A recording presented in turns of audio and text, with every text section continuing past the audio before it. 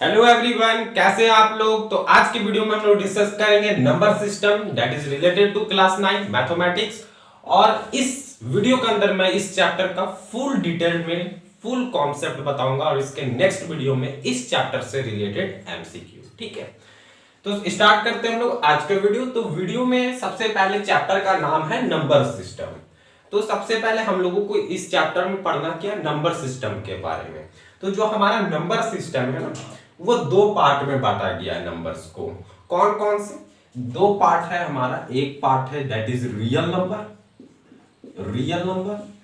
और जो दूसरा पार्ट है ना हमारा, उसे हम लोग इमेजिनरी नंबर कहते हैं, इमेजिनरी नंबर।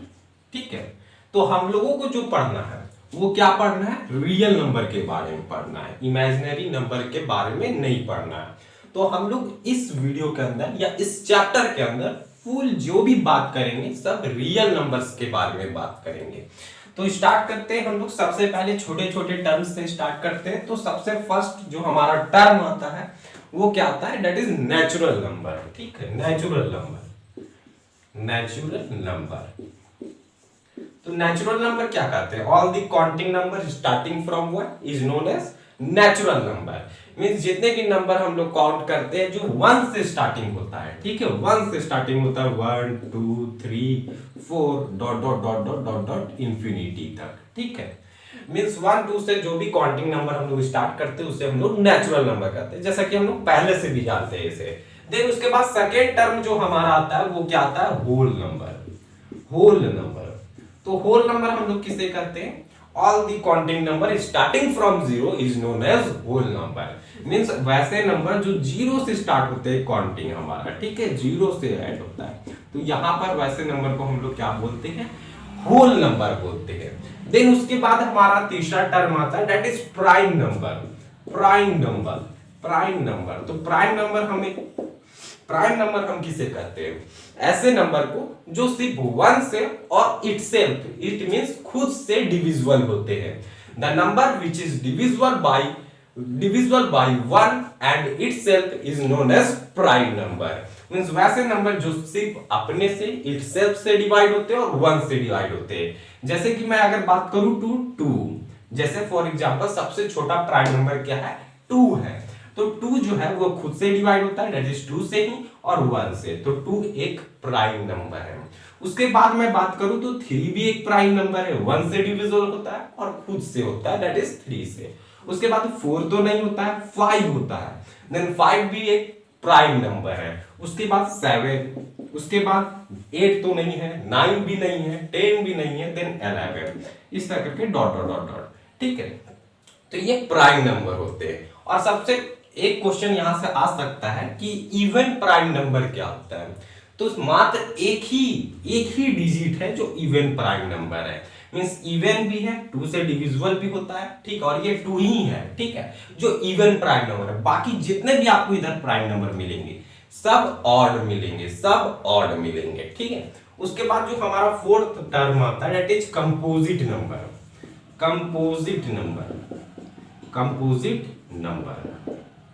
ठीक है, तो कंपोजिट नंबर हम लोग किसे बोलते हैं, कंपोजिट नंबर हम लोग किसे बोलते हैं, जिसका मोर देन 2 फैक्टर्स हो।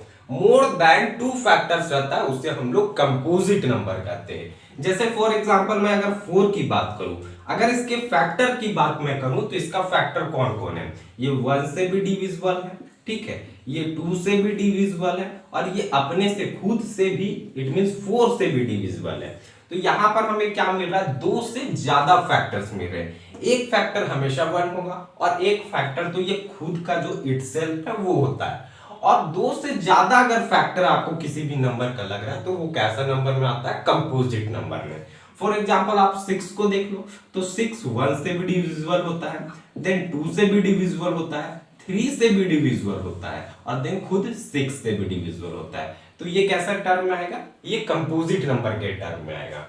उसके आगे अगर मैं बात करूं तो यहां पर आएगा आपका को प्राइम नंबर।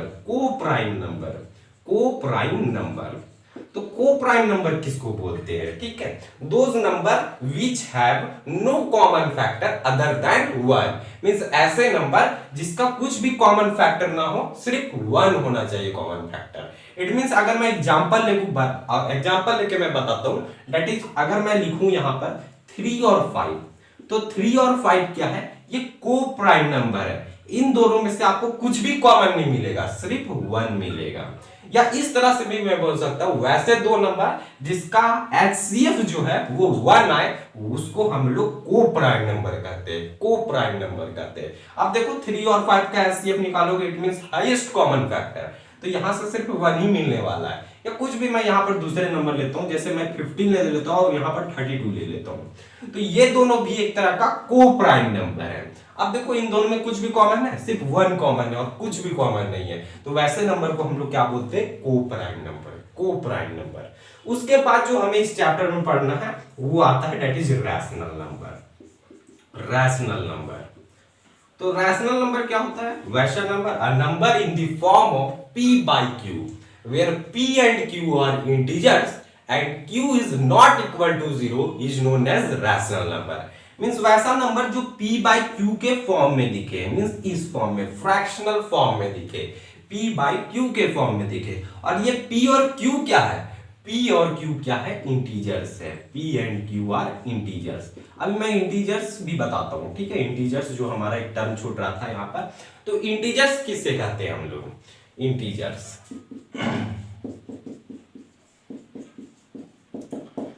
तो इंटीजर्स में क्या आता है, negative number, positive number with zero is known as integer. Means ये कॉम्बिनेशन है नेगेटिव नंबर का, पॉजिटिव नंबर का और with zero. It means number line पे जो हम लोग दिखाते हैं ना, इस तरह से अगर मैं बात करूं कि इधर से कोई नंबर नेगेटिव नंबर चलते आ रहा है, ये -2, -1, ये 0, ये 1, ये 2, ये 3 और डॉट डॉट डॉट डॉट इधर भी इंफिनिटी तक जा रहा है, और ये माइनस साइड में कहां से जाएगा, माइनस इंफिनिटी तक। मींस ये बढ़ते जा रहा है, बढ़ते जा रहा है, इसका कोई अंत नहीं है, ठीक है। तो इसे हम लोग इंटीजर्स कहते थे। ये नंबर लाइन पे भी हम लोग बहुत बार नोट किए होंगे, ठीक है, छोटे क्लासेस में, जूनियर्स क्लासेस में। उसके बाद यही चीज यहाँ रैशनल नंबर क्या है, ये p by q के फॉर्म में रहता है, और p एंड q क्या होते हैं, इंटीजर्स होते हैं। इट मींस ये पॉजिटिव भी हो सकते हैं, नेगेटिव भी हो सकते हैं, या दोनों नेगेटिव हो सकता है, या दोनों पॉजिटिव भी हो सकता है, ये इंटीजर है। और एक बात और कहा गया यहाँ पर, जो q होगा वो 0 के इक्वल नहीं हो सकता है। ये जो q होगा नीचे वाला टर्म, वो 0 के इक्वल नहीं हो सकता है। और वैसे नंबर को हम लोग क्या कहते हैं, रैशनल नंबर कहते हैं। जैसे मैं फॉर एग्जांपल अगर 2 बोलूं, तो 2 क्या है, एक रैशनल नंबर। हाँ, ये एक रैशनल नंबर है, क्योंकि हम लोग इसको लिख सकते हैं ना 2/1 p by q के फॉर्म में है, और q जो है वो 0 के इक्वल नहीं है, ठीक है। It means 2 is a rational number. उसके बाद अगर मैं बात करूं, जैसे अगर यहां पर 0 मैं कंसीडर कर लेता हूं, नीचे 0 आ गया, तो यहां पर स्टेटमेंट में क्या बोला गया था कि q जो होता है वो 0 नहीं हो सकता है। यहां पर अगर हम लोग 0 लेते आए हैं, ठीक है। अच्छा, आप दो टर्म पढ़े होंगे, 0 डिवाइडेड बाई 2, तो मींस 0 2 से डिवाइड करना है 0 को, तो हम लोग क्या करते हैं, 0 बार में इसको डिवाइड कर देंगे तो 0 मिल जाता है डायरेक्ट। या 0 बाय कोई भी नंबर हो आपका, तो कोई भी नंबर हो तो वो 0 ही आता है, ठीक है। लेकिन यहाँ पर क्या है, यहां पर क्या है, 2 को डिवाइड कर दिया जा रहा है 0 के साथ, तो ये कैसा टर्म है, ये इनफाइनाइट टर्म है, ठीक है। इसका फाइनाइट वैल्यू नहीं है, इसलिए हम लोग इसे इनफाइनाइट टर्म कहते हैं, 2/0। इसलिए बोला गया है कि रैशनल नंबर में जो है वो q जो होता है वो 0 के इक्वल नहीं हो सकता है। 0 से आप 2 को कैसे डिवाइड मारोगे, ठीक है, 0 का टेबल में कभी भी 2 आएगा नहीं आएगा, तो ये इनफाइनाइट टर्म है, ठीक है, जिसको हम लोग डिफाइन नहीं कर सकते हैं। नॉट डिफाइंड टर्म है, एक तरह से बोल सकते हैं। ये जो 0/2 है वो नॉट डिफाइंड टर्म है, इसको डिफाइन नहीं कर सकते। इसीलिए स्टेटमेंट में बोला गया है कि q जो है वो 0 के इक्वल नहीं हो सकता है। तो बेसिकली हम लोग को इस चैप्टर में पढ़ना है रैशनल नंबर के बारे में और इरैशनल नंबर के बारे में। अभी मैं उस पर भी जाऊंगा, फुल डिस्कस करूंगा रैशनल और इरैशनल के टर्म में। पर फर्स्ट ऑफ ऑल यहाँ पर हम लोग रैशनल नंबर को देख लिए, तो सबसे फर्स्ट टाइप का क्वेश्चन जो है ना आपका, इसी से पूछा जाएगा, रैशनल नंबर से। पहले मैं उसको डिस्कस कर लेता हूं। जो फर्स्ट टाइप का क्वेश्चन इतना ही दूर से आपका बन चुका है, फर्स्ट टाइप का क्वेश्चन। तो क्वेश्चन आपका इस तरह से रह सकता है,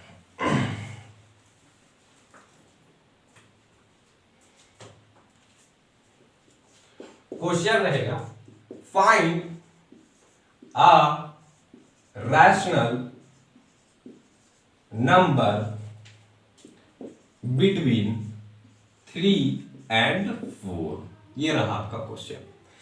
आपको क्या करना है, एक रैशनल नंबर पता करना है 3 और 4 के बीच में। अच्छा एक चीज और मैं डिस्कस कर लेता हूं, कोई भी दो नंबर हो, यहां पर मैंने 3 और 4 लिया, कोई भी दो, मान लेता हूं ये 3 और ये 4, तो 3 और 4 के बीच में बहुत सारे infinite number of rational number है, infinite number of rational number है। इट मींस यहां पर क्या होगा, 3.1 भी होगा, 3.2 भी होगा, 3.2222 भी होगा, 3.23 भी होगा, 3.223 भी होगा। तो यहां पर जितने भी टर्म है 3 से लेके 4 के बीच में ना, तो इनके बीच में कितने रैशनल नंबर है, infinite number of rational number, बहुत सारे रैशनल नंबर है जिसको हम लोग कभी भी गिन नहीं सकते हैं। ठीक है, तो यहां पर क्वेश्चन में क्या बोला जा रहा है, 3 और 4 के बीच में एक रैशनल नंबर आपको पता करना है, मात्र एक।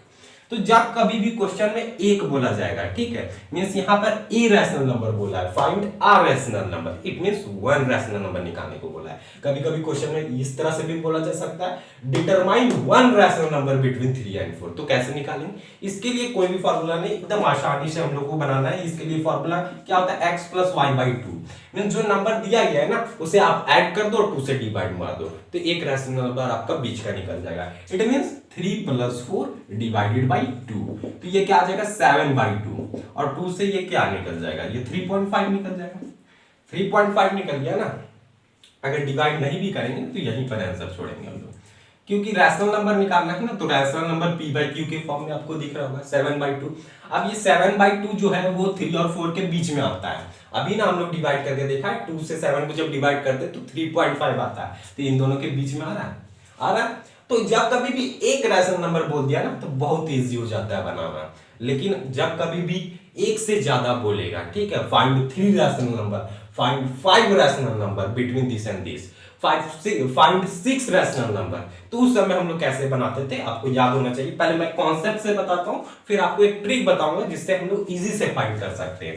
जैसे इसी क्वेश्चन में बोल दिया गया ना, find 3 rational number, 3 rational number between 3 and 4। इसी क्वेश्चन में 3 और 4 के बीच में क्या करना है, आपको 3 रैशनल नंबर पता करना है। तो क्या करते थे हम लोग, पहले यहां पर देख लेते हैं, ये 3 और 4 है, ठीक है, 3 और 4 है, तो इसको हम लोग पहले इस तरह से लिख लेते हैं 4 और 3। 4 बड़ा है 3 से, तो जो बड़ा टर्म है ना उसे हम लोग क्या मान लेते थे, y, और जो छोटा टर्म है उसको x मान लेते थे। ये प्रोसेस के थ्रू है, कॉन्सेप्ट के थ्रू है, कॉन्सेप्ट हम लोगों को जरूर पता होनी चाहिए, ठीक है। तो जो बड़ा टर्म रहेगा इन दोनों में से आप उसको क्या कर लेना, y कंसीडर कर लेना, और जो छोटा टर्म रहेगा उसको x कंसीडर कर लेना। मींस 4 को हम लोगों ने y कंसीडर कर लिया और 3 को जो है वो x कंसीडर कर लिया। देन आपको d निकालना पड़ेगा। d कैसे निकलता है यहाँ पर, तो d इस तरह से निकलेगा आपका y - x divided by n + 1। तो y क्या है यहाँ पर, y क्या है 4, और 4 - 3, x है 3, तो 4 - 3 इट मींस 1 मिल जाएगा। और n + 1, n क्या है, इट मींस नंबर कितने निकालने हैं आपको, नंबर कितने निकालने हैं, तो 3 रैशनल नंबर बोला गया है, तो यहाँ पर 3 पुट करेंगे तो 3 + 1 4 निकल जाएगा। ये आपका d निकल गया। अब d निकल गया ना, तो इसके लिए हमारे पास फॉर्मूला था, जितने भी नंबर निकालने, जैसे हमें तो इस क्वेश्चन में 3 रैशनल नंबर निकालने, तो x + d, x + 2d, x + 3d, इस तरह करके हम लोग निकालते थे। अभी हम लोग को अगर 6 रैशनल नंबर बोलता तो इसी तरह बढ़ते जाता है, x + 4d, x + 5d, x + 6d, जितने भी निकालने बोलते हैं, ठीक है। तो यहां पर हम लोगों ने d निकाल लिया, देन हम लोग x का वैल्यू यहां पर पुट करेंगे और यहां से डायरेक्ट हम लोग को रैशनल नंबर निकलते जाएगा, जो 3 रैशनल नंबर निकालने को बोला गया है, ठीक है। तो यहां पर x का वैल्यू क्या है 3, और d का वैल्यू क्या आ गया, प्लस d का वैल्यू 1/4, तो ये 1/4 पुट कर दिया मैंने। देन यहां पर आप देखो, यहां पर देखो x का वैल्यू 3 प्लस 2 इंटू 2 के साथ इंटू में, तो d का वैल्यू क्या है 1/4, तो यहां पर 1/4।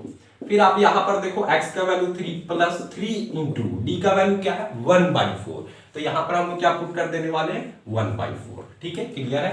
अब इसको थोड़ा सा एलसीएम लेके सॉल्व कर देना आपको, 4 का एलसीएम 4 होगा, 4 3 12 और प्लस 1, इट मींस 13/4 आ गया, 13/4 आ गया। देन आप यहां पर भी एलसीएम लेना पड़ेगा, तो 4 का एलसीएम तो 4 आएगा, और 4 3 से 12 और 2 कितने आ जाएगा 14/4। और देन आप लास्ट वाला जो टर्म है यहां पर भी एलसीएम क्या आने वाला है आपका 4 ही आने वाला है, और यहां पर 4 3 से 12 और 12/3 क्या मिल जाएगा आई थिंक 15। तो ये तीन रैशनल नंबर आपको बीच में मिल चुके हैं 3 और 4 के बीच में। कैसे आप देखो यहां से 4 से आप डिवाइड करोगे 13 को, तो 4 3 से 12 आएगा, फिर यहां से 1 बच जाएगा। इट मींस यहां पर 3 पॉइंट समथिंग डिवाइड हो रहा है। ये आप देखो 4 को जब आप 13 से डिवाइड करोगे तो 4 3 से 12 कट जाएगा, और यहाँ 1 बच जाएगा। पॉइंट लगाएंगे तो फिर 0 लगाएंगे और 4, फिर यहाँ पर क्या होगा 4 2 से 8, इस तरह करके होगा। मींस 3.2 आ रहा है, तो आ रहा है ना 3 और 4 के बीच में। इसको भी जब आप डिवाइड मारोगे तो 4 3 से 12 से ही मारोगे, और उसके बाद पॉइंट लगाना पड़ जाएगा आपको, ठीक है। तो यहाँ पर ये क्या दिख रहा है, ये भी 3 और 4 के बीच में आ रहा है, और ये भी 3 और 4 के बीच में आ रहा है। आप इसको भी जब डिवाइड मारोगे तो यहाँ पर भी ये 3 ही बार में जाएगा, 4 3 से 12, और फिर आपको पॉइंट लेके इस तरह से डिवाइड करना पड़ेगा। हालांकि आपको डिवाइड करना तो है नहीं, क्योंकि यहाँ से जो भी आएगा ना वो उसी के बीच में रैशनल नंबर आने वाला है जो क्वेश्चन में गिवन है। तो 3 और 4 के बीच में हम लोगों ने 3 रैशनल नंबर को फाइंड कर लिया बाय कॉन्सेप्ट। अब हम लोग छोटा सा एक ट्रिक जानते हैं कि हम लोग शॉर्ट में कैसे निकालेंगे। जब एमसीक्यू बेस्ड क्वेश्चन मिलेगा तो हम लोग डायरेक्ट कैसे बनाएंगे। ये कॉन्सेप्चुअल बेस्ड वीडियो है, उसके बाद हम लोग एमसीक्यू बेस्ड क्वेश्चन करेंगे इसके नेक्स्ट वीडियो में। तो हम लोगों को कुछ नहीं करना है, ये जो गिवन में दिया गया है ना, यहाँ पर 3 रैशनल नंबर निकालने को बोलोगे है, तो 3 को आप लिख लो और उसमें 1 ऐड कर दो, तो ये क्या हो जाएगा 4 हो जाएगा ना, 4 हो जाएगा। बस आपको कुछ नहीं करना है, 4 हो चुका है। तो ये जो क्वेश्चन दिया गया था, क्वेश्चन क्या दिया गया था 3 और 4 के बीच में पता करना है। आप क्या करोगे, यहाँ पर जो भी जितने भी नंबर निकालने बोला जाएगा, यहाँ पर 3 नंबर निकालने को कहा गया है, तो 3 + 1 कर देना 4 हो जाएगा। और 4 को क्या करना, यहाँ पर इस नंबर से मल्टीप्लाई कर दो और डिवाइड कर दो, यहाँ पर भी मल्टीप्लाई कर दो और डिवाइड कर दो। तो यहाँ पर क्या आ जाएगा, किसी को कैंसिल नहीं करना है आपको, ठीक है, डायरेक्ट इंटू करना है। तो 3 4 = 12 और नीचे में कुछ नहीं 1 है, तो 4 1 = 4 आ जाएगा। और यहाँ पर भी आप इंटू कर दो, तो 4 4 = 16 और ये नीचे में 4 1 = 4, ठीक है। अब इनके बीच में आप नंबर नहीं लिख सकते हो, डेनोमिनेटर इक्वल हो चुका है, डेनोमिनेटर 4 4 है और यहाँ 12 और ये 16 है। तो इनके बीच में अगर हम लोग को नंबर लिखना है तो 13/4, उसके बाद 14/4, 14/4 और देन 15/4 निकल गया 3 रैशनल नंबर। यही ना अभी हम लोगों ने प्रोसेस से निकाला था 13/4, 14/4, 15/4। तो सेम ही चीज हम लोग निकाल लिए ना 13/4, 14/4 और 15/4, ठीक है। तो ये शॉर्ट ट्रिक था। अगर हम लोगों को यहाँ पर 4 रैशनल नंबर निकालने को बोला जाता, 4 rational number, find 4 rational number between 3 and 4, तो यहां पर क्या करते हैं 4 + 1 कर देते हैं हम लोग, 4 + 1, तो ये क्या निकल जाता 5 निकल जाता। और 5 को देन यहां पर इंटू करना था, मल्टीप्लाई भी और डिवाइड भी, यहां पर भी मल्टीप्लाई भी और डिवाइड भी। तो यहां पर क्या मिल जाएगा हम लोगों को, ध्यान से देखेंगे 3 5 = 50 और यहां नीचे में 5। अब यहां पर क्या मिल जाएगा, आप यहां पर भी ध्यान से देखो 4 5 = 20 डिवाइडेड बाय, बस आपको कैंसिल नहीं करना है, याद रखना है। तो यहां पर आप देखो 5 5 डेनोमिनेटर इक्वल हो चुका है, ये 15 और 20 है, तो 15 और 20 के बीच में हम लोग रैशनल नंबर नहीं लिख सकते हैं क्या, आराम से लिख सकते हैं। यहां पर 15 दिया गया तो 16/5, देन 17/5, देन 18/5 और देन 19/5, तो निकल गया ना 4 रैशनल नंबर इसके बीच में। पर ये जो ट्रिक है वो सब में काम नहीं करेगा। इट मींस यहाँ पर पॉजिटिव नंबर था तब ये निकल जाएगा इस ट्रिक के मदद से, या इस तरह से -5 और -6 के बीच में आपको 4 रैशनल नंबर निकालना है तब भी निकल जाएगा आपका इस ट्रिक से, ठीक है। आपको यहाँ पर भी कुछ नहीं करना है, 4 रैशनल नंबर है तो 4 + 1 5 हो जाएगा और 5 से दोनों में इंटू कर देना, यहाँ पर मल्टीप्लाई भी और यहाँ पर भी डिवाइड भी। अच्छा मैं इसको बना के दिखाता हूँ। उसके बाद लेकिन जब आपका फ्रैक्शनल वैल्यू आएगा, जैसे 1/2 और 1/5 के बीच में पता करना है, ठीक है, रैशनल नंबर, तो यहां पर ये ट्रिक जो है वो काम नहीं करने वाला है। क्यों, अभी अब मैं दिखाता हूं यहां पर वो ट्रिक क्यों नहीं काम करेगा। जैसे यहां पर क्वेश्चन में दिया गया था 1/2 और 1/5 के बीच में आपको क्या करना है, 4 रैशनल नंबर पता करना है। तो सबसे पहला काम हमारा क्या था, 4 रैशनल नंबर पता करना है, तो 4 + 1 कर देंगे तो यहां से मिल जाएगा 5, ठीक है। और इस 5 को क्या करना था, इन दोनों नंबर में मल्टीप्लाई करना था और डिवाइड करना था। तो 1/2 में जब हम लोग करेंगे 5 और 5 से इंटू, तो ये क्या मिल जाएगा 5 1 = 5 और 5 2 = 10। और वहां पर आप देखो, वहां पर देखो 1/5 था, 1/5 था और यहाँ पर हम लोगों को किससे इंटू करना था 5/5 से। तो यहाँ पर 5 1 जा 5 और 5 5 जा 25, तो डिनोमिनेटर अलग अलग हो गया ना। अब इसके बीच में हम लोग नंबर कैसे लिख सकते हैं, ये डिनोमिनेटर अलग अलग है, इसके बीच का हम लोग नंबर नहीं लिख सकते हैं, ठीक है। जैसे आपको डिनोमिनेटर 4/20 दिया गया है और यहाँ पर 8/20 दिया गया है, तब आप इसके बीच का नंबर लिख सकते हो 5/20, 6/20, 7/20। लेकिन जब डिनोमिनेटर इक्वल नहीं है, यहाँ पर देखो डिनोमिनेटर 25 आ रहा था, यहाँ डिनोमिनेटर 10 आ रहा था, तब आपको इसी प्रोसेस से करना पड़ेगा x + d, x + 2d और x + 3d से। लेकिन जब आपका इस तरह से नंबर आएगा पॉजिटिव या नेगेटिव, तो अब आप इस शॉर्ट ट्रिक का हेल्प ले सकते हो, ठीक है। तो मैं एक और क्वेश्चन आपको करके दिखाता हूं, ये वाला। अगर इस नंबर के जगह क्या दिया गया है -5 और -6, -5 और -6 के बीच में 4 रैशनल नंबर आपको फाइंड करना है। तो किस तरह से हम लोग फाइंड करेंगे, सेम इसी तरह 4 + 1 करेंगे, तो यहां से हमें क्या मिल जाएगा 5। देन नंबर क्या था -5, उसमें क्या करना है, इस 5 से इंटू और डिवाइड मारना है। नंबर क्या था -6, तो यहां पर भी क्या करना है, इस 5 से इंटू और डिवाइड। तो यहां पर क्या मिलने वाला है हम लोग को, 5 5 जा 25 माइनस के साथ 5 1 जा 5, और यहां पर क्या मिलने वाला है -30 और 5 1 जा 5। अब देखो आप डिनोमिनेटर इक्वल आ गया ना, ये 5 ये 5, तो -25 से -30 के बीच में लिखना है, तो हम लोग नहीं लिख सकते -26/5, -27/5, -28/5, -29/5, तो निकल गया ना 1 2 3 4 रैशनल नंबर इन दोनों के बीच में, इन दोनों नंबर्स के बीच में, ठीक है। आई होप आपको क्लियर हुआ होगा। उसके बाद हम लोग नेक्स्ट, ये टाइप 1 क्वेश्चन था इस चैप्टर का, जो फर्स्ट बेस्ड आपका जो क्वेश्चन मिलेगा एक्सरसाइज से, वो इसी से मिलने वाला है, ठीक है। उसके बाद हम लोग टाइप 2 में बात करेंगे, जैसे जैसे कॉन्सेप्ट को हम लोग डील करते जाएंगे, क्वेश्चन पे भी बताते जाएंगे कि किस तरह का क्वेश्चन आपको मिलेगा।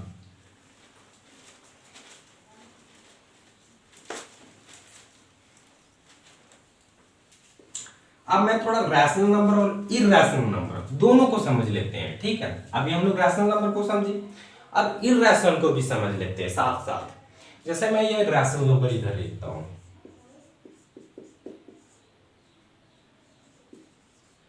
रैशनल नंबर, ठीक है, और इधर मैं लिखता हूं इरैशनल नंबर।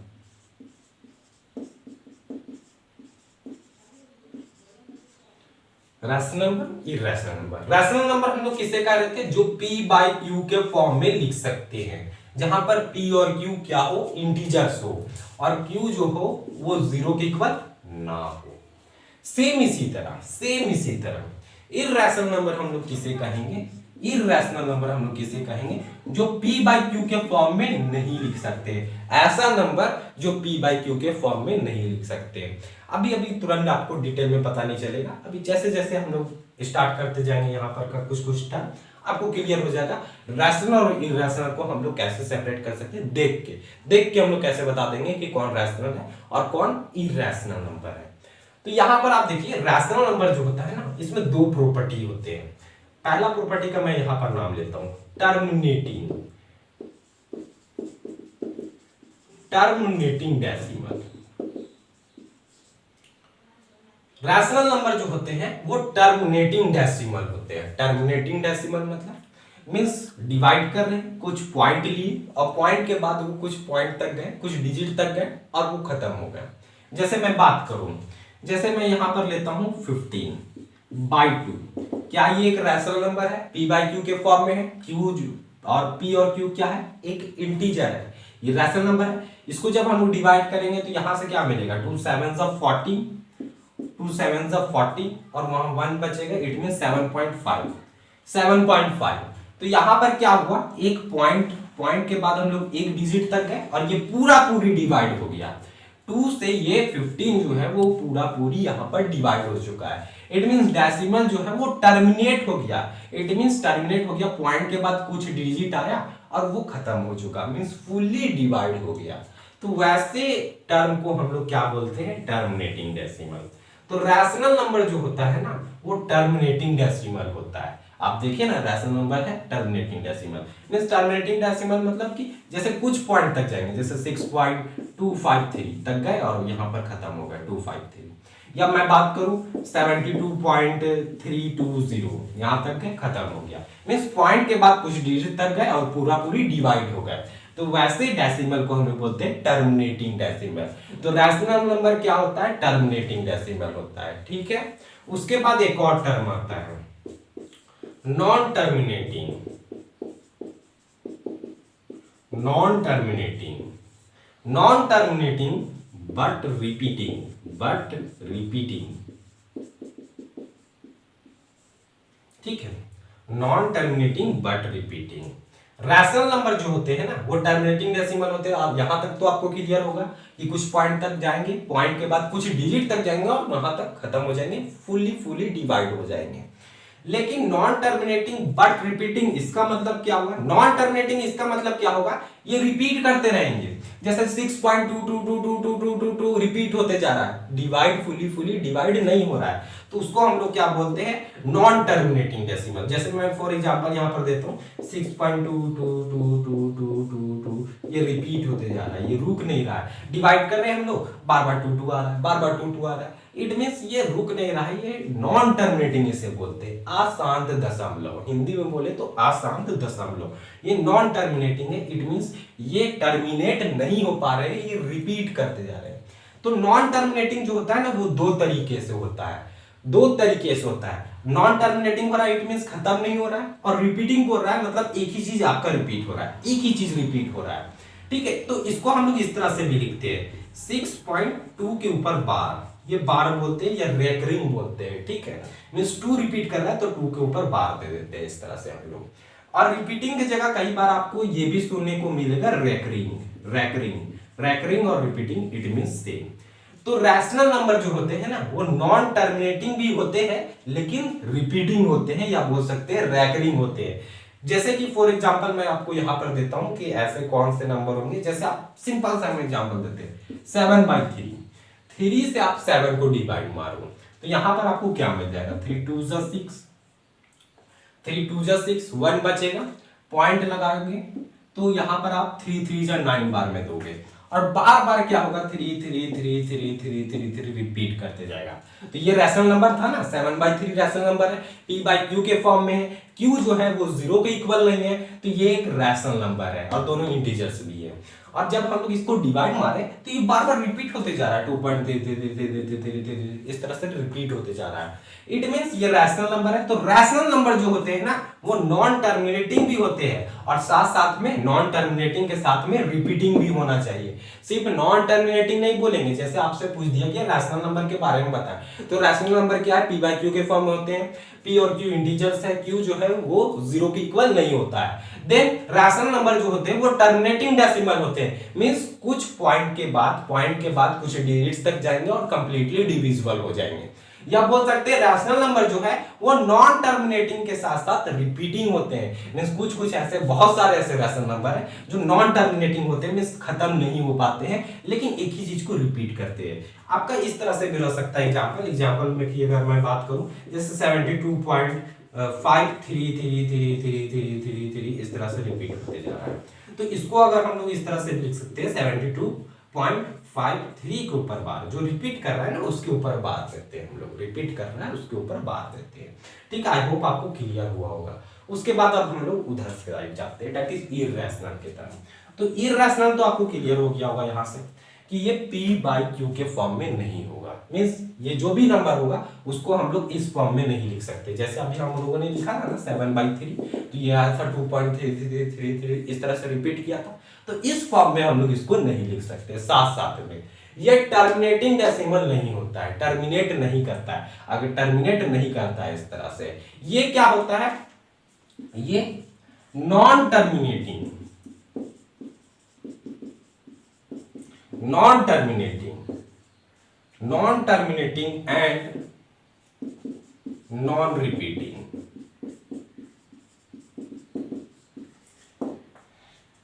इर्रेशनल नंबर क्या होते हैं? नॉन टर्मिनेटिंग के साथ साथ नॉन रिपीटिंग होते हैं। यहां पर हम लोग क्या पढ़े? नॉन टर्मिनेटिंग तो रैशनल नंबर होता है पर रिपीटिंग होता है, यहां पर रिपीट होते हुए दिखे हम लोग सीक्वेंस को। लेकिन इररेशनल नंबर जो होता है वो नॉन टर्मिनेटिंग के साथ साथ नॉट रिपीटिंग होता है या नॉन रिपीटिंग होता है, या बोल सकते हैं नॉन रेकरिंग होता है, रिपीटिंग के जगह रेकरिंग भी बोल सकते हैं, ठीक है। इट मीन जैसे आपका कोई नंबर है 5.01 001 0001 देन 00002 002, यहां पर आपको कहीं पर रिपीट होते हुए दिख रहा है कुछ भी? यहां पर दो बार, एक बार जीरो आया, फिर दो बार जीरो आ गया, फिर तीन बार जीरो आ गया, हो सके आगे जाके फिर से दो ही तीन चार इस तरह से करके यहां पर दूसरा डिजिट आ जाए। तो यहां पर क्या हो रहा है, ये नॉन टर्मिनेटिंग भी है, मींस कभी खत्म भी नहीं हो रहा है, ये बढ़ता ही जा रहा है और साथ साथ नॉन रिपीटिंग भी है और रिपीट भी कोई चीज नहीं कर रहा है। तो जब ऐसा नंबर हम लोगों को मिलेगा ना, जब नॉन टर्मिनेटिंग भी हो और नॉन रिपीटिंग भी हो, तो वैसे नंबर को हम लोग इररेशनल बोलते हैं। और जितने भी इनपरफेक्ट नंबर होते हैं, जैसे मैं बात करूं √2, तो √2 का वैल्यू लगभग हम लोग लिख लेते हैं कैलकुलेट करने के लिए 1.414, और ये dot dot dot dot dot इसी तरह से होता है √2 का वैल्यू, ठीक है। √2 हम लोग क्लास 8 में क्या करते थे, रूट का वैल्यू निकालना सीखे होंगे, ठीक है, लॉन्ग डिवीजन मेथड से। तो √2 का वैल्यू क्या होता है, हम लोग जब कैलकुलेट करते हैं ना कभी, तो ये वाला पार्ट ले लेते हैं 1.41, लेकिन √2 क्या है, एक तरह का इररेशनल, ये नॉन टर्मिनेटिंग है, टर्मिनेट भी नहीं होता है और नॉन रिपीटिंग, ये रिपीट भी नहीं करता, इधर जाके दूसरे नंबर आ रहा है, ठीक है, दूसरा नंबर आ रहा है, रिपीट नहीं कर रहा है। तो जितने भी इनपरफेक्ट स्क्वायर होते हैं वो क्या होते हैं, इररेशनल नंबर होते हैं। इनपरफेक्ट स्क्वायर आपको समझ में आ रहा है, जैसे मैं आपको √4 बोलूं, तो √4 क्या है, रैशनल है कि इररेशनल है? तो √4 जो है वो 2 का स्क्वायर है, इट मींस √4 लिख रहे हैं, इट मींस ये 2 है, और 2 क्या होता है, 2/1, ये रैशनल नंबर है, ये परफेक्ट स्क्वायर था। और जितने भी परफेक्ट स्क्वायर रहेंगे वो रैशनल नंबर के टर्म में आएंगे, और जितने भी इनपरफेक्ट स्क्वायर रहेंगे, जैसे √3 हो गया, √5 हो गया, √13 हो गया, ये सब क्या आते हैं, इररेशनल नंबर में आते हैं। अब एक और चीज, जीरो किस में आता है, जीरो रैशनल नंबर में आता है कि इररेशनल नंबर में आता है? तो जीरो जो है वो रैशनल नंबर में आता है। जीरो को हम लोग लिख सकते हैं ना 0/1, तो ये p/q के फॉर्म में दिख रहा है, यहाँ पर q जो है वो जीरो के इक्वल नहीं है, तो जीरो जो है वो रैशनल नंबर के टर्म में आता है। एक और टर्म आपका यहां से आएगा पाई, पाई हम लोग सुने होंगे, पाई, ठीक है। तो पाई जो होता है वो क्या होता है, इररेशनल होता है कि रैशनल होता है? पाई जो होता है वो इररेशनल होता है। पाई का वैल्यू किस तरह से होता है, इस तरह 0.414, और देन ये रिपीट करने लगता है, रिपीट करने लगता है, इट मींस क्या बोलना मैं चाह रहा हूं, दैट इज नॉन टर्मिनेटिंग है, ये टर्मिनेट नहीं हो पाता है। और यहाँ पर नॉन रिपीटिंग मींस ये जो रिपीट कर रहा है ना इधर जाके, वो एक जैसा वर्ड को रिपीट नहीं कर रहा है, इस तरह का डिफरेंट डिफरेंट चीज को रिपीट कर रहा है। तो पाई जो है वो क्या है, वो इररेशनल नंबर है, because it is a non terminating non repeating. Non terminating है मींस कभी टर्मिनेट नहीं हो रहा है, और नॉन रिपीटिंग मतलब एक ही चीज को रिपीट नहीं कर रहा है, ठीक है। लेकिन हम लोग पाई को सॉल्व करने के लिए क्या ले लेते हैं, इसका जो एग्जैक्ट नहीं वैल्यू लेते हैं हम लोग, एक्चुअल वैल्यू नहीं लेते हैं, अप्रॉक्स वैल्यू हम लोग ले लेते हैं 22/7, 22/7 पाई की जगह, ठीक है। आप लोग पढ़े भी होंगे सर्कमफ्रेंस ऑफ ए सर्कल, तो 2πr, तो हम लोग ले लेते हैं 2 × 22/7 और रेडियस जो भी रहा होगा, ठीक है। तो इस तरह से कैलकुलेट करने के लिए हम लोग अप्रॉक्स वैल्यू ले लेते हैं, ये एग्जैक्ट वैल्यू नहीं है। लेकिन अगर हमसे पूछा जाता है पाई क्या है, तो पाई एक इररेशनल नंबर है। अगर आपसे क्या पूछा जाता है 22/7 क्या है, तो 22/7 क्या है, रैशनल नंबर है, रैशनल नंबर है, क्योंकि ये p/q के फॉर्म में लिख रहे हैं। लेकिन पाई का हम लोग अप्रॉक्स वैल्यू ये लेके चलते हैं कि ये क्या होगा, ये p/q के फॉर्म में आपको दिख रहा होगा, लेकिन ये अप्रॉक्स वैल्यू है, सॉल्व करने के लिए हम लोग इस तरह से लेके चलते हैं। लेकिन पाई का एक्चुअल वैल्यू इस तरह का कुछ होता है, नॉन टर्मिनेटिंग और नॉन रिपीटिंग। अब मैं डायरेक्ट बात करता हूं रैशनल इररेशनल। रैशनल क्या होगा, टर्मिनेटिंग होगा पहले, या तो टर्मिनेटिंग होगा, अगर नॉन टर्मिनेटिंग है तो रिपीटिंग होगा, नॉन टर्मिनेटिंग है तो रिपीटिंग होगा। और इररेशनल की अगर मैं बात करूं तो ये नॉन टर्मिनेटिंग के साथ साथ नॉन रिपीटिंग होगा, ठीक है। आई होप आपको क्लियर हुआ होगा। उसके बाद हम लोग आगे बढ़ेंगे, इससे रिलेटेड कुछ क्वेश्चन को देखेंगे।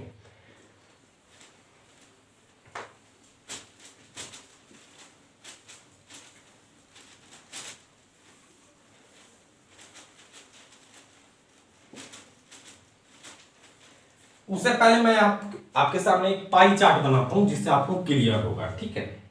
पाई चार्ट क्या है, जैसे ये क्या था हमारा, ये 1 2 3 4 इस तरह से, इस सेल में क्या है, नेचुरल नंबर है, नेचुरल नंबर है। अगर इस सेल में हम लोग अगला सेल लाएं और जीरो को कंबाइन कर दिए तो यहां पर ये क्या बन जाएगा, होल नंबर बन जाएगा, होल नंबर बन जाएगा अगर जीरो को कंबाइन कर दिए।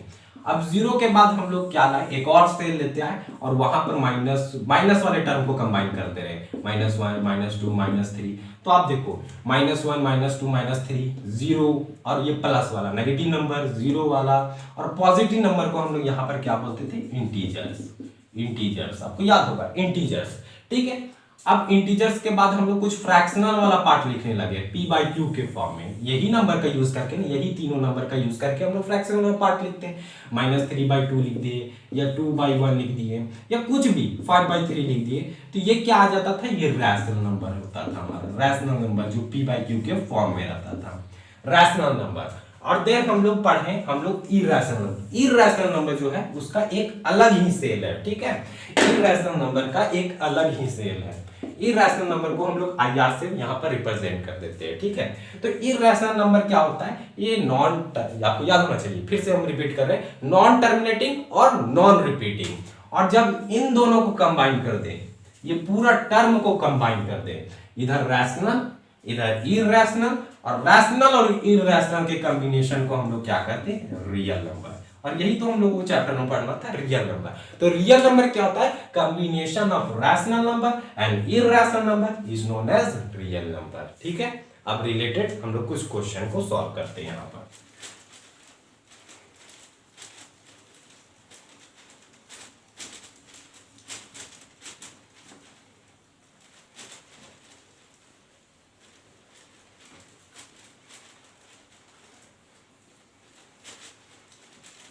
क्वेश्चन आप देखे होंगे, ठीक है, मैं बताता हूं।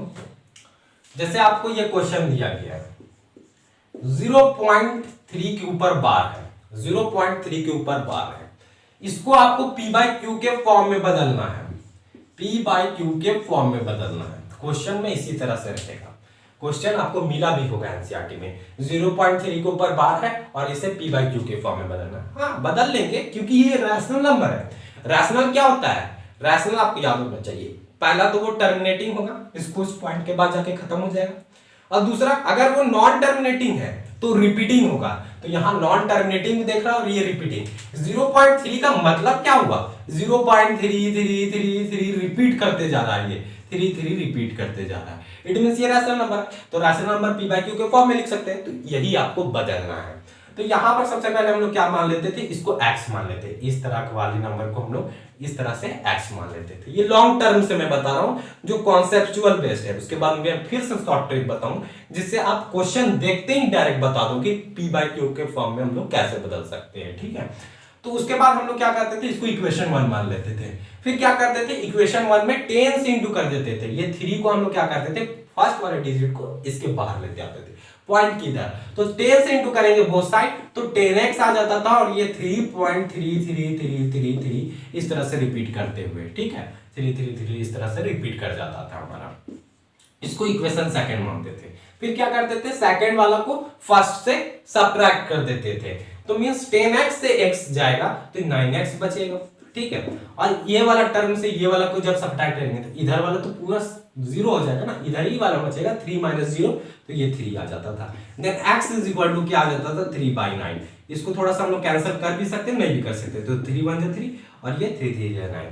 तो यहाँ पर हम लोग बदल दिए ना, ये जो लिखा हुआ था हमारा 0.3, उसको हम लोग बदल दिए p/q के फॉर्म में, ये आ गया हमारा p/q के फॉर्म में, ठीक है। तो ये लॉन्ग प्रोसेस था। उसके बाद आपको इस तरह से भी दिया जाता था क्वेश्चन, अगर मैं बात करूं 0.69 के ऊपर इस तरह से बाहर दे दिया। तो यहाँ पर सबसे पहले हम लोग क्या करेंगे, इसको x मान लेंगे और देन 100 से इंटू करते थे, क्योंकि 2 डिजिट के ऊपर बार है, और फिर 100 से माइनस करते थे x को, तो 99x आता था, और इधर जो भी वाला टर्म आएगा, ठीक है। आपको क्लियर हुआ होगा कॉन्सेप्ट, आप लोगों ने बनाया होगा नंबर सिस्टम से। उसके बाद अब हम डायरेक्ट शॉर्ट ट्रिक में आते हैं। तो शॉर्ट ट्रिक में आपको क्या करना है, जैसे आपको क्वेश्चन मिला, यही वाला क्वेश्चन मिला 0.3 के ऊपर बार, तो जहां पर आपको बार दिखेगा या रैकरिंग का साइन दिखेगा, तो जितने भी बार दिखेंगे, जितने भी डिजिट के ऊपर बार दिखेगा उतना 9 आपको समझ रहा है। क्या समझ रहा है? 9। इट मींस 3 तो 0.3 है तो आपको 3 लिखना है ऊपर में। और कितने डिजिट के ऊपर 9 है? एक डिजिट के ऊपर 9 है ना। एक मिनट, एक चीज और यहाँ, हाँ एक डिजिट के ऊपर 9 है तो यहाँ पर हम लोग एक बार 9 लिख देंगे। ठीक है, तो ये बदला गया p/q के फॉर्म में। इसको सिंप्लीफाई कर सकते हैं, 3 1 3 और 3 3 9, 1/3 आ गया। अभी हम लोगों ने निकाला तो लॉन्ग प्रोसेस, शॉर्ट प्रोसेस। अभी मैं और भी क्वेश्चन लेता हूं। देखिए जैसे क्वेश्चन नंबर 2 लिया 0.69, इसके ऊपर बार है तो इसको p/q के फॉर्म में कैसे बदलेंगे? तो मैंने आपको बताया जितने डिजिट के ऊपर बार है उतना आपको 9 लेना है। तो ऊपर में तो सेम इट इज 69 लिख देना है आपको। कितने डिजिट के ऊपर बार है? 2 डिजिट के ऊपर बार है तो 2 को बार में। अगर ये कैंसिल हो रहा है तो कैंसिल करके सिंप्लीफाई करेंगे ना तो यहीं पर आंसर बदल गया p/q के फॉर्म में। इतना लंबा प्रोसेस नहीं करना है। ठीक है, उसके बाद अगर मैं इस तरह फिर से मैं एक क्वेश्चन लेता हूं 0.63 के ऊपर बार, सिर्फ 3 के ऊपर बार है, 6 के ऊपर बार नहीं है। तो यहां पर थोड़ा सा कॉन्सेप्ट चेंज होगा। क्या होगा? 63 तो हम लोग लिखेंगे ही, लेकिन कितने डिजिट के ऊपर आपको बार दिख रहा है? एक डिजिट के ऊपर बार दिख रहा है तो एक बार 9 होगा, और एक डिजिट के ऊपर बार नहीं दिख रहा है तो यहां पर 0 होगा। यहां पर 0 होगा। ठीक है, एक डिजिट के ऊपर आपको नहीं दिख रहा है बार तो यहां पर 0 होगा। और किस डिजिट पे बार नहीं है? 6 पे, तो 6 यहां पर माइनस कर देना, 6 यहां पर माइनस कर देना। तो यहां पर माइनस करके जो भी आंसर आएगा वो आपका आंसर कहलाएगा। ठीक है, आपको क्लियर हुआ? फिर से मैं एक बार रिपीट करता हूं। ये 3 के ऊपर बार है, पहले तो आप 63 लिख देना, यहां तक तो आपको कोई भी कंफ्यूजन नहीं होना चाहिए। ठीक है, 63 लिख दोगे, सेम इट इज 3 के ऊपर बार है मतलब एक डिजिट के ऊपर बार है तो एक 9 लिखेंगे। एक डिजिट के ऊपर बार नहीं है तो 0, और जिस डिजिट के ऊपर बार नहीं है वो उसमें माइनस कर देना है। और यहाँ पर जो आपको माइनस करके यहाँ पर जो भी आएगा वो आंसर आएगा। ठीक है, सेम इसी तरह अगर मैं दूसरा क्वेश्चन लेता हूँ 0.435 के ऊपर यहाँ पर बार है तो इस क्वेश्चन को कैसे करेंगे हम लोग? तो इस क्वेश्चन को डायरेक्ट हम लोग 435 तो लिखेंगे ही लिखेंगे। देन उसके बाद आप देखो कितने डिजिट के ऊपर बार है? एक डिजिट के ऊपर बार है तो एक 9। उसके बाद 2 डिजिट के ऊपर क्या है? बार नहीं है तो 2 0। उसके बाद ये 2 कौन कौन से 2 डिजिट के ऊपर बार नहीं है? 43 पे, तो यहां पर क्या करना होगा आपको? 43 से माइनस करना, माइनस करके जो भी आपका आंसर आएगा यहाँ पर कुछ ना कुछ आएगा। और यहाँ पर तो आपको दिख ही रहा है 900। सिंप्लीफाई होगा तो उसे काट लेंगे और नहीं होगा तो यहीं पर आंसर। ठीक है, आपको क्लियर हुआ होगा। उसके बाद मैं एक और टर्म लेता हूं 0.325 लिया मैंने, 325 लिया और यहाँ पर 2 डिजिट के ऊपर बार है तो इसे हम लोग कैसे बनाएंगे? तो ये 325 तो लिखेंगे ही हम लोग। कितने डिजिट के ऊपर बार है? तो 2 डिजिट के ऊपर बार है मींस 2 बार 9, 2 बार 9। कितने डिजिट के ऊपर बार नहीं है? एक डिजिट के ऊपर, यहाँ पर 0। और कौन से डिजिट पे बार नहीं है? 3 पे, तो यहाँ पर 3 माइनस कर देंगे। यहाँ पर भी आप सब्ट्रैक्ट कर लेना। ठीक है, 322 आ जाएगा, 322/990। अगर ये कटता है सिंप्लीफाई होता है तो सिंप्लीफाई कर लेंगे, नहीं तो यहीं पर आंसर। ठीक है, आई होप आपको क्लियर हुआ होगा। ये बहुत अच्छा ये ट्रिक है। उसके बाद आपको थोड़ा सा इस ट्रिक में भी थोड़ा सा एक जगह प्रॉब्लम है। क्या प्रॉब्लम है वो मैं यहाँ पर डिस्कस करता हूँ। जैसे क्वेश्चन आ गया आपका इस तरह से, क्वेश्चन आ गया आपका 3.23 के ऊपर बार इस तरह से। अभी तक जितने भी क्वेश्चन मैंने लिया 0 पॉइंट में लिया है, 0 पॉइंट तो 3 पॉइंट में आ गया ना, तो आप इसको डायरेक्ट उस तरह से नहीं बना देना, 3 2 3 लिख देना और उसके बाद एक डिजिट के पर यहाँ पर आप इस तरह से नहीं बना देना। इससे 3 2 3 लिख दोगे, एक डिजिट के ऊपर बार है तो 9 लिख देना और 2 डिजिट के ऊपर बार नहीं है तो 0 0 लिख देना और ये 32 माइनस कर देना। तो ये आपका गलत हो जाएगा। इस तरह से नहीं करना है इस क्वेश्चन में। 0 पॉइंट वाला जितने भी क्वेश्चन रहेगा तो उसको आपको इस तरह से करना है। अब यहाँ पर अगर आपका डिजिट है तो इसे मैं इस तरह से लिख सकता हूँ ना, 3 + 0.23। आप देखो वही चीज है ना, 3 को मैंने सेपरेट कर लिया, देन 0.23। अब सॉल्व कर दो। अब तो आप आपके हाथ में है, ये 3 तो कुछ नहीं करना है आपको और 0.23 है तो आप याद करो 23 तो लिखेंगे ही हम। कितने डिजिट के ऊपर बार है? एक डिजिट के ऊपर बार है तो 9 लिखेंगे। एक डिजिट के ऊपर बार नहीं है तो 0 होगा और कौन से डिजिट के ऊपर बार नहीं है? 2 पे, तो -2 हो जाएगा, होगा ना। तो यहां से क्या मिल जाएगा? 3 + 23 में से अगर 2 माइनस करेंगे तो ये 21/90। एलसीएम लेना तो यहां से 90 आ जाएगा और यहां पर एलसीएम लेंगे तो ये 270 + 21 इसी तरह का कुछ आएगा ना। और इन दोनों को ऐड कर देना आप, 1 7 2 9 और ये 2। अगर ये कट रहा है तो इसको कैंसिल कर देंगे। ठीक है, आई होप आपको क्लियर होगा। उसके बाद आते हैं हम लोग आगे का कॉन्सेप्ट्स में।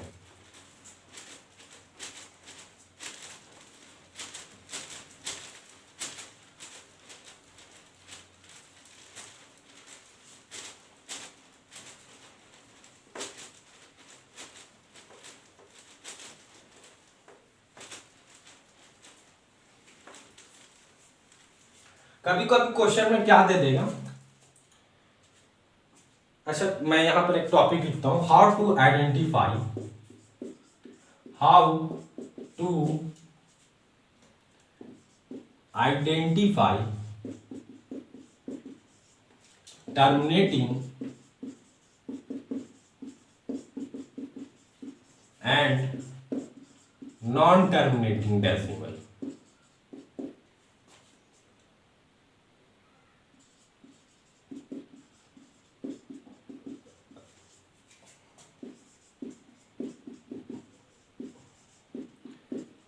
आइडेंटिफाई करना है आपको विदाउट डिवीजन का। जैसे मैं ये क्वेश्चन देता हूं 13/80, 24/30, ठीक है। इसी तरह से मैं कुछ भी ले लेता हूं 50/60।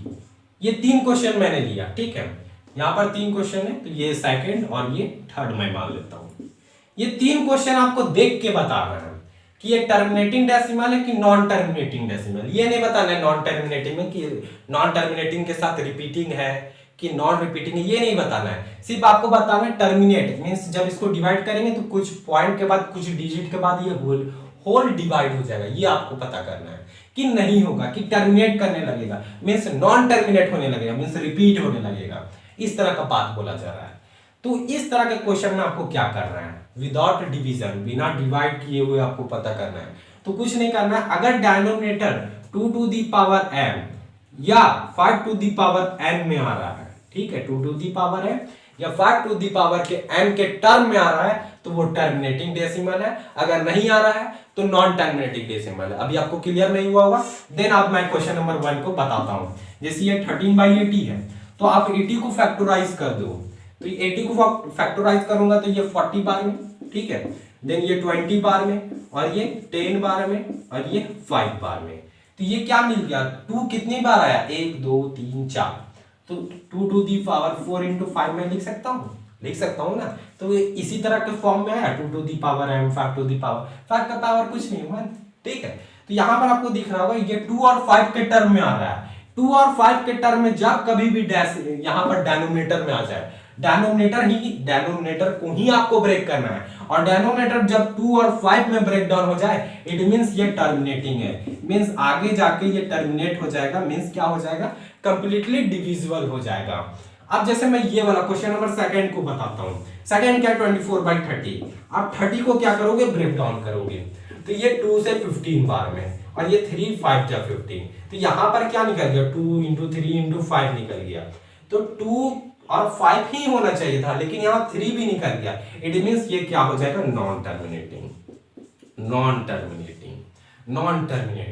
देन यहां इस वाले क्वेश्चन में मैं आता हूं 60, तो 60 को नीचे डिनोमिनेटर को ही ब्रेक करना है ना, तो 60 को हम लोग ब्रेक करते हैं तो ये 30 बार में और देन यहां से 15 बार में और ये 3 5 जो 15, तो 2 to the power 2 to 2 है, 2 to the power 2 हो जाएगा into 3 into 5, होगा कि नहीं होगा। लेकिन यहां पर आप ध्यान दो कि 2 to the power तो ठीक है, 5 भी ठीक है, लेकिन यहां पर भी 3 घुस गया। कोई भी दूसरा नंबर अगर घुस जा रहा है ना तो समझ लो ये क्या है, नॉन टर्मिनेटिंग,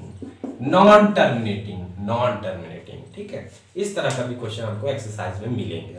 अब आते हैं हम लोग नेक्स्ट कॉन्सेप्ट में।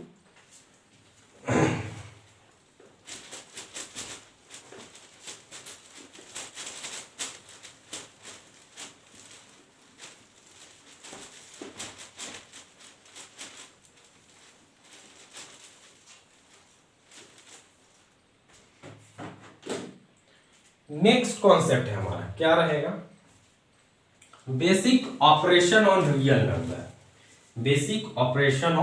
नंबर, ठीक है। या मैं बेसिक कॉन्सेप्ट ही दे देता हूं हेडिंग,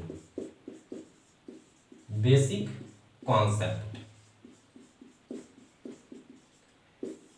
कॉन्सेप्ट में क्या बता रहा हूं मैं, ये आर में लिख रहा हूं यहां पर रैशनल नंबर को। एक्चुअली रैशनल नंबर को हम लोग क्यू से डिनोट करते हैं, रैशनल नंबर को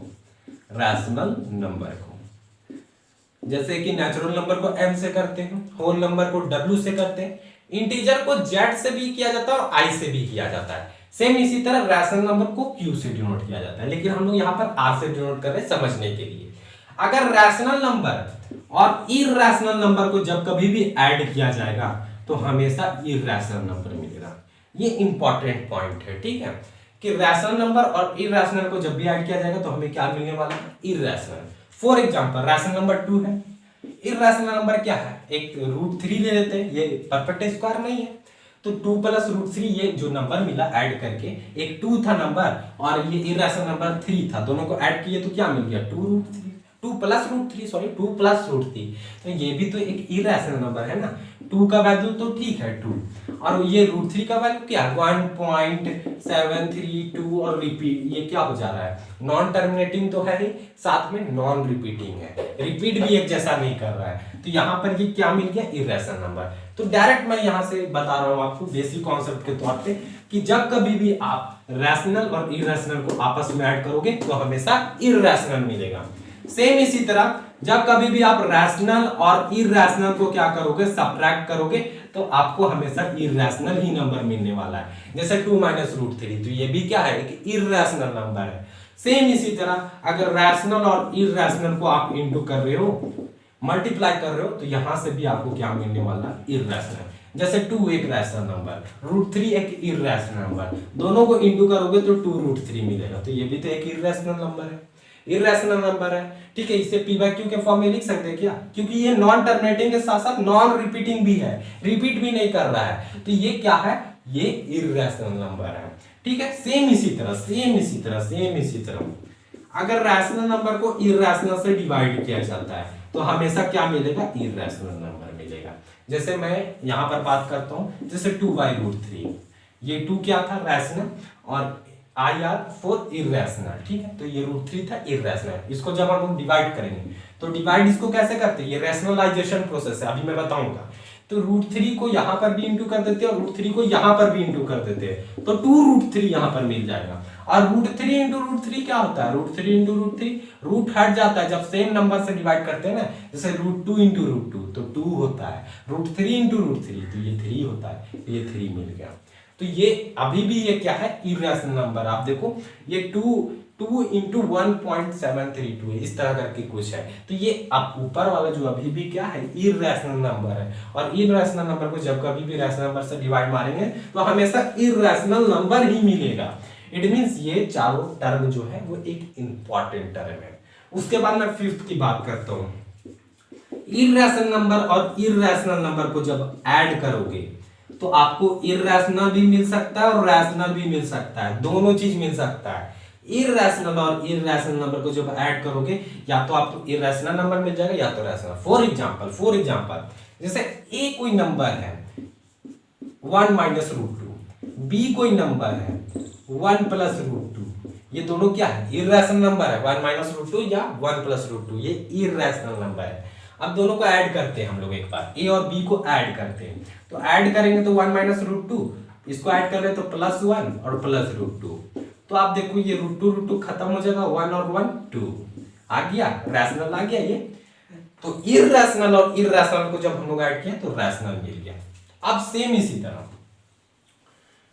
इसी तरह अब आप देखो, जैसे मैं ऐड करने बोलता हूं, √3 और √3 को मैं ऐड करें, ये दोनों इर्रेशनल नंबर है, दोनों को ऐड करेंगे तो यहां से क्या मिलेगा, 2√3, तो ये भी क्या है कि इर्रेशनल नंबर है। तो आप देखिए इर्रेशनल और इर्रेशनल को जब हम लोग ऐड किए एक बार तो रैशनल मिल गया, और जब एक बार और ऐड किए तो इर्रेशनल मिल गया। मींस इर्रेशनल और इर्रेशनल को जब कभी भी हम लोग ऐड करते हैं तो वहां से आपको क्या, रैशनल भी मिल सकता है या इर्रेशनल भी मिल सकता है। सेम इसी तरह माइनस के साथ भी है, मींस इर्रेशनल और इर्रेशनल को जब आप माइनस करोगे तो इर्रेशनल भी मिल सकता है और रैशनल भी मिल सकता है। सेम इसी तरह आप इसको माइनस कर दो, 1 - √2 से आपको क्या करना है, माइनस करना है 1 + √2 को, क्योंकि ये दोनों क्या है, इर्रेशनल नंबर है ना, तो इर्रेशनल नंबर को हम लोग माइनस कर रहे हैं, तो ये 1 - √2 तो ठीक है, यहाँ पर साइन चेंज होगा तो -1 हो जाएगा, और यहाँ पर भी साइन चेंज होगा तो +1 - √2 हो जाएगा, ठीक है, होगा ना।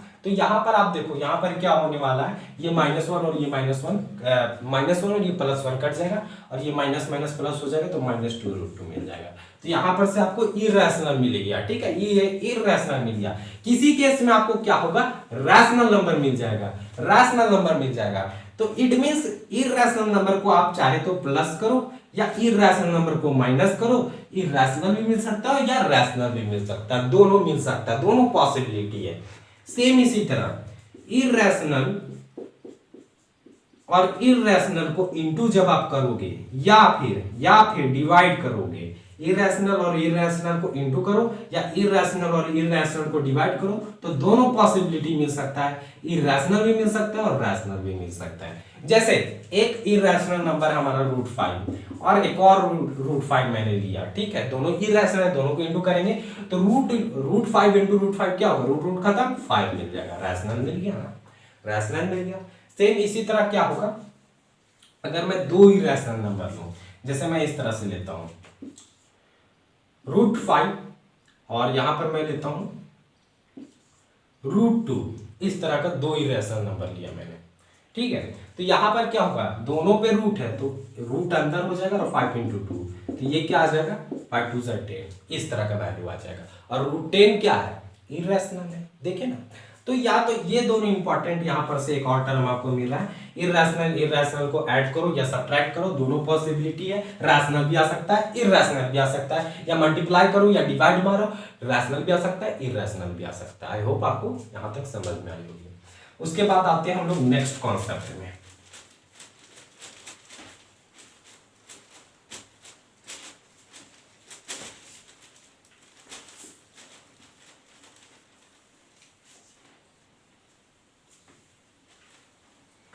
नेक्स्ट कॉन्सेप्ट है हमारा आइडेंटिटीज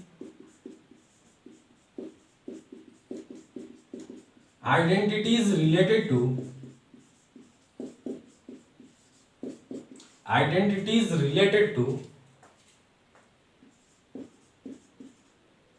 स्क्वायर रूट। कुछ आइडेंटिटीज मैं यहां पर डिस्कस करूंगा, स्क्वायर रूट, ठीक है।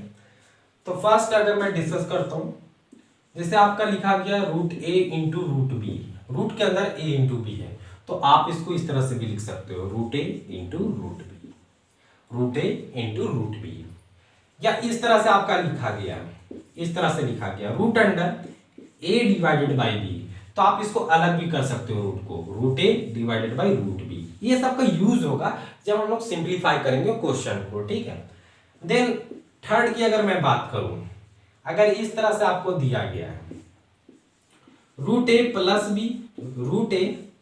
√b और √a minus √b, √a plus √b, √a minus √b, दोनों इंटू में है, तो यहां पर क्या आएगा, तो आप ध्यान से देखो, मैंने आपको पहले भी बता चुका हूं एक identities, a square minus b square क्या होता है, a plus b into a minus b, यही होता है। तो यहां पर आपको दिख रहा होगा a plus b, a minus b, तो ये क्या हो जाएगा a square minus b square.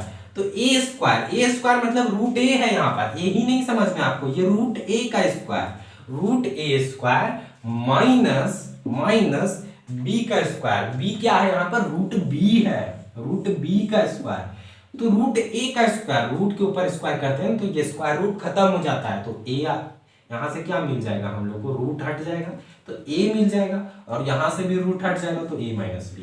मतलब इस तरह का जब टर्म मिलेगा, जब आपको इस तरह से मिला, मान लेते हैं √2 प्लस √3 और इंटू मिल गया √2 माइनस √3, तो डायरेक्ट आप लिख सकते हो a minus b, it means 2 minus 3, क्योंकि आप इसको सॉल्व कर लो, ये a प्लस b दिख रहा है, a माइनस b दिख रहा है, तो क्या होता है a plus b into a minus b, a square minus b square. तो a स्क्वायर क्या है, √2 का स्क्वायर माइनस b स्क्वायर, तो b स्क्वायर क्या है, √3 का स्क्वायर, यही ना है। तो √2 का स्क्वायर करेंगे तो 2 मिल जाएगा, √3 का स्क्वायर करेंगे 3, मतलब -1 यहां से मिल जा रहा है, ठीक है। तो डायरेक्ट हम लोग लिख सकते हैं a माइनस b, ये आइडेंटिटी मैं कुछ बता रहा हूँ, डिस्कस कर रहा हूँ। अगर इस तरह से मैं रहा √a प्लस √b का होल स्क्वायर, मतलब a प्लस b का होल स्क्वायर है, ये a प्लस b का होल स्क्वायर, तो a प्लस b का होल स्क्वायर क्या होता है, a square plus b square plus 2ab, यही ना होता है। तो a स्क्वायर जब आप करोगे यहां पर देखो तो √a का स्क्वायर होगा, b स्क्वायर करोगे तो √b का स्क्वायर होगा, और प्लस में 2ab, तो 2 तो ठीक है, a क्या है √a और b क्या है √b, तो रूट ए का स्क्वायर क्या हो जाएगा, ए ही ना हो जाएगा, रूट के ऊपर जब स्क्वायर आता है तो रूट हट जाता है, तो ए हो जाएगा और ये बी हो जाएगा प्लस 2। अब रूट ए इंटू बी है तो इसको हम लोग लिख सकते हैं ना रूट अंडर ए बी, यहां से यहां से यहां से, ठीक है, क्लियर है। इस तरह से माइनस वाला भी आप लिख सकते हो ना, रूट अंडर ए माइनस रूट अंडर बी का होल स्क्वायर होगा, तो ए प्लस बी तो रहेगा और यहाँ पर माइनस 2 रूट ए बी हो जाएगा। क्लियर है आपको। उसके बाद मैं एक और आइडेंटिटी यहां से बताऊंगा, लास्ट आइडेंटिटी। लास्ट आइडेंटिटी क्या है आपका, जैसे आपको इस तरह से दिया गया है 5th number, root a plus root b into में root c plus root d, इस तरह से दिया गया है। तो यहां पर अभी तक मैंने जितने भी क्वेश्चन लिए हैं, रूट ए रूट बी, रूट ए रूट बी, भले ही प्लस माइनस का डिफरेंस हो, लेकिन यहां पर ए बी सी डी मतलब ये चारों जो है वो डिफरेंट है, अलग अलग टर्म है। तो इस तरह के मल्टीप्लाई को हम लोग किस तरह से करते हैं, ए से पहले सी को करते हैं, रूट ए को रूट सी से करेंगे, तो ये रूट अंडर ए सी हो जाएगा ना इस वाले टर्म से। रूट ए इंटू रूट बी क्या होता है, रूट अंडर ए बी होता है, तो सेम इसी तरह रूट ए इंटू रूट सी क्या हो जाएगा, रूट ए सी प्लस फिर इसी वाले टर्म को हम लोग इसके साथ करते हैं, तो यहां पर आपको क्या मिल जा रहा है, ये डी है, ठीक है, ये डी है, ये डी वाला टर्म है, डी वाला टर्म, तो रूट ए इंटू रूट डी, तो ये क्या मिल जाएगा, रूट ए डी। देन ए वाला तो काम खत्म हो गया, देन बी से इंटू करना पड़ेगा, तो यहां से आपको क्या मिलने वाला है, रूट बी इंटू रूट सी, तो रूट बी सी मिल जाएगा, प्लस इस बी वाले टर्म को आपको इसके साथ भी इंटू करना है, तो यहां से आपको क्या मिल जाएगा, रूट तो मिलेगा ही, और बी इंटू डी तो रूट बी डी।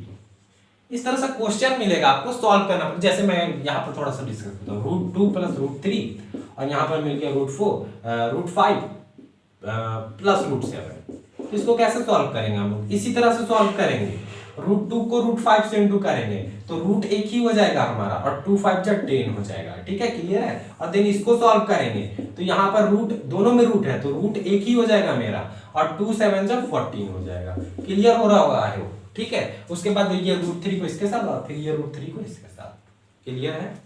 उसके बाद representation on the number line, number line में रिप्रेजेंट करने आपको मिला होगा रूट 2, ये रैशनल नंबर भी और रैशनल नंबर भी, ठीक है। तो जैसे कि आपको मिला होगा रूट 5 रिप्रेजेंट करने, रूट 13 रिप्रेजेंट करने, तो हम लोगों ने क्या किया होगा, पाइथागोरस थ्योरम का यूज करके रिप्रेजेंट करते थे हम लोग नंबर लाइन में, आपको याद होगा। जैसे रूट 5 को रिप्रेजेंट करना है तो नीचे में रूट 2 यूनिट लेते थे और ऊपर में 1 यूनिट लेते थे, देन कंपास से आर्क खींचते थे और वहां से बना लेते थे, याद होगा आपको। लेकिन आज मैं यहाँ पर दूसरा मैटर बताता हूँ जिससे आप कोई भी पॉइंट में भी रहेगा ना तब भी आप निकाल सकते हो, रूट वाला नंबर लाइन पे ड्रॉ कर सकते हो। जैसे मेरा क्वेश्चन है ये, रूट अंडर 4/3 को आपको क्या करना है, नंबर लाइन पे शो करना है, तो क्या आप इसको पाइथागोरस से दिखा पाओगे, रूट अंडर 4.3 को नहीं दिखा पाओगे। तो इसके लिए एक प्रोसेस है, क्या प्रोसेस है, ये रूट अंडर 4.3 है ना, तो 4.3 आप क्या करो, एक लाइन को ड्रॉ कर दो, इसका नाम ए दे देते हैं इस पॉइंट का, और इस पॉइंट का हम लोग नाम बी दे दिए, और दोनों के बीच का डिफरेंस क्या है, 4.3। फर्स्ट स्टेप आपको क्या करना है, ड्रॉ करना है, ड्रॉ 4.3, ठीक है, सेंटीमीटर में मान लेते हैं हम ड्रॉ कर रहे हैं, तो 4.3 ड्रॉ कर लेंगे, नेमिंग दे देंगे ए और बी।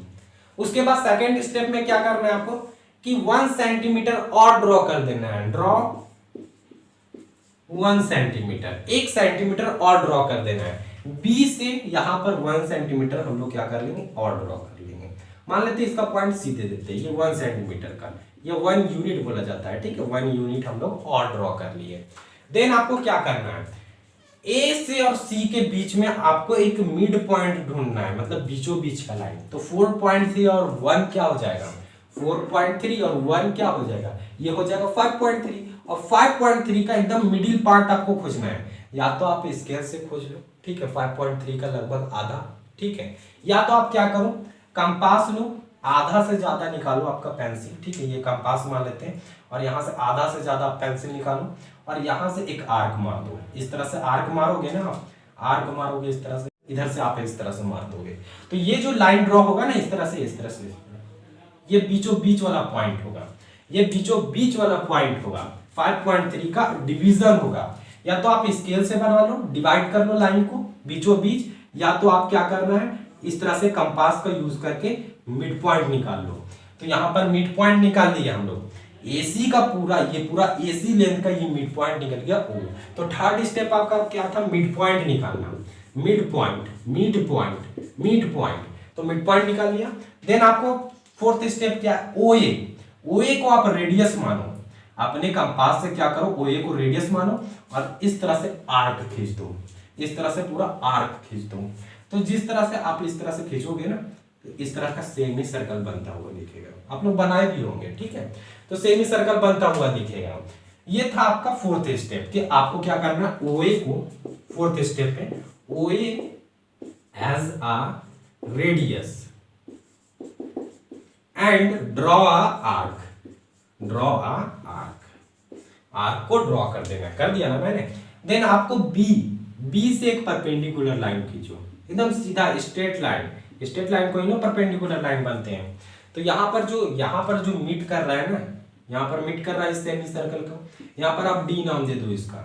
तो ये जो बीडी जो लेंथ आपको दिख रहा है ना, यही है 4.3, 4.3 यही है, क्या है ये जो लाइन आपको ये जो लेंथ दिख रहा है ना, यही है 4.3 रूट अंडर 4.3 का लेंथ। लेकिन ये तो क्या है अभी ऊपर में है ना, नंबर लाइन में तो नीचे में दिखाना पड़ता है, ये तो ऊपर में। तो कुछ नहीं लेंगे हम लोग, फिर से कंपास लेंगे और ये रेडियस मानेंगे और यहाँ से ऐसे आर्क खींच देंगे, यहाँ से ऐसे आर्क खींच देंगे। तो यहाँ से आर्क खींचेंगे तो कुछ इस तरह से, ठीक है। तो यहाँ पर जो लेंथ बना, यहाँ से यहाँ तक का लेंथ, इसको ई मान लेते हैं। बी से लेकर ई तक का जो लेंथ बना ना, वो क्या बना, अंडर रूट 4.3। इस मेथड का यूज करके आप किसी भी नंबर को नंबर लाइन में ड्रॉ कर सकते हैं। आई होप आपको क्लियर हुआ होगा, ठीक है। उसके बाद हम लोग अब एकदम लास्ट टॉपिक में आते हैं, इस चैप्टर में एकदम लास्ट टॉपिक में। सभी टॉपिक को मैंने यहाँ पर डिटेल वाइज डिस्कस किया है। उसके बाद मैं लास्ट टॉपिक आता हूं लॉज ऑफ एक्सपोनेंट में, लॉज ऑफ एक्सपोनेंट में।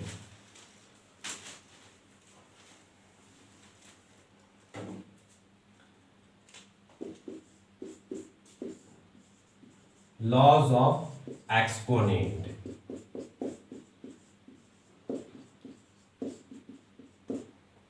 कुछ लॉज है जो हम लोग क्लास 7 या क्लास 8 में हम लोग पढ़े हैं, ठीक है।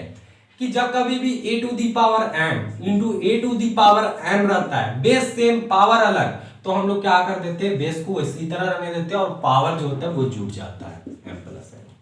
क्लियर होगा आपको। जैसे मैं यहाँ पर डिस्कस करता हूँ, 2 का पावर 3 है, इंटू में 2 का पावर 5 है, या -5 बोल देते हैं, या डायरेक्ट -5 वाला ले लेते हैं, ठीक है। तो यहाँ पर क्या होगा, बेस सेम रहेगा और पावर जुड़ जाएगा, तो ये 3 प्लस -5 होगा, -5 होगा। तो यहां पर क्या हो जाएगा 2 और ये plus minus 3 -5, it means 2 to the power -2 हो जाएगा ना, प्लस हुआ है, पावर जुड़ गया। अगर ये सिंपल क्वेश्चन रहता जैसे 2 टू दी पावर 3 और 2 टू दी पावर 2 रहता, तो यहां पर क्या है, बेस से में पावर जुड़ जाएगा, तो बेस को उसी तरह रहने देते और पावर जुड़ जाएगा, इट मींस 3 + 2, तो ये 2 टू दी पावर 5 हो जाता है। तो प्लस की जगह माइनस भी हो सकता है, या यहाँ पर फ्रैक्शनल वैल्यू भी हो सकते हैं। तो फ्रैक्शनल वैल्यू जैसे आपका 3/2 रहा और ये 5/3 रहा, तो आपको क्या करना है, ये बेस तो सेम रहेगा, लेकिन यहाँ पर 3/2 प्लस -5/3 जुड़ जाएगा। कुछ भी रह सकता है, फ्रैक्शनल वैल्यू भी रह सकता है या सेम वैल्यू इंटीजर्स वैल्यू भी रह सकते हैं। सेकेंड आइडेंटिटी क्या है, अगर जब कभी भी a to the power m के ऊपर कोई पावर रहा m, तो क्या करते हैं, जब पावर के ऊपर पावर रहता है तो इंटू हो जाता है, तो ये m इंटू n हो जाएगा, इट मींस mn। क्लियर है।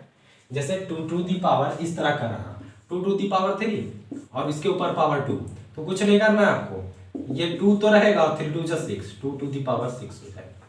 क्लियर है। उसके बाद हम लोग थर्ड वाला टॉपिक में आते हैं, थर्ड वाला मींस लॉज में आते हैं। अगर जब कभी भी a to the power m divided by a to the power m रहा, मींस बेस तो सेम है और दोनों डिवाइड में है और पावर डिफरेंट है, तो क्या हो जाएगा, बेस तो सेम रहेगा और पावर माइनस हो जाएगा, m - n। जैसे कि 5 टू दी पावर 3 है और यहाँ 5 टू दी पावर 2 है, तो बेस तो यहाँ पर भी सेम और डिवाइड में है और पावर अलग है तो बेस तो सेम इट इज रहेगा, पावर माइनस हो जाएगा 3 - 2, it means 5 to the power 1, 5 to the power 1 means 5, answer clear है। उसके बाद यहाँ फोर्थ आइडेंटिटी में आते हैं हम लोग। फोर्थ आइडेंटिटी में अगर a to the power -m रहा तब, जैसे ये वाला क्वेश्चन, अभी हम लोग ये वाला क्वेश्चन किए ना, तो यहां तक आके फंस गए हम लोग, 2 टू द पावर माइनस में आ गया, ये वाला माइनस में आ गया, तो इसको प्लस में कैसे ला सकते हैं, तो ये रेसिप्रोकल हो जाएगा, a to the power m हो जाएगा, 1 by a to the power m हो जाएगा। इट मींस इसको हम लोग अगर पॉजिटिव में लिखना चाहे तो 1 बाई 2 टू द पावर 2 हो जाएगा, और 2 टू द पावर 2 क्या होता है, इट मींस 2 × 2, तो ये 1/4 आंसर। क्लियर हुआ आपको। उसके बाद सेम इसी तरह a by b to the power -m है, यही वाला चीज है। तो यहाँ पर ये रेसिप्रोकल किए थे, ये a to the power -m था, तो इसके a के नीचे कुछ नहीं तो 1 था ना, तो हम लोग क्या कर दिए थे 1/a और इसके ऊपर m आ गया था, तो 1 का किसी के साथ भी पावर कर लो तो 1 ही रहेगा, और a to the power m था, ये वाला आइडेंटिटी। सेम इसी तरह इसका रेसिप्रोकल, इसको हम लोग कैसे लिख सकते हैं, a बाई बी है, पावर में -m है, तो ये क्या हो जाएगा b बाई ए प्लस में m हो जाएगा। ठीक है, आई होप आपको क्लियर हुआ होगा। उसके बाद हम लोग एक और आइडेंटिटी का बात कर लेते हैं, यहाँ पर लॉस की बात कर लेते हैं, एक्सपोनेंट्स की। तो वो क्या है, जैसे आपका इस तरह से रहा, ये कौन सा रूट है अभी नहीं पता, ये nth रूट है अभी जैसे हम लोग यहाँ √2 लिखते हैं, तो ये स्क्वायर रूट होता है। अगर मैं इस तरह से लिख रहा हूँ √10 और यहाँ पर 3 लिख दिया, तो ये कौन सा, ये क्यूब रूट हो गया। यहाँ पर 2 नहीं लिखे तो चलता है, स्क्वायर रूट समझता है आदमी, लेकिन अगर मैं 3 लिख दिया ना, इट मींस ये क्यूब रूट हो गया। तो यहाँ पर nth रूट है, तो इसको जब चाहे हम लोग किस तरह लिख सकते हैं, a/1 × n। ठीक है, a/1/n।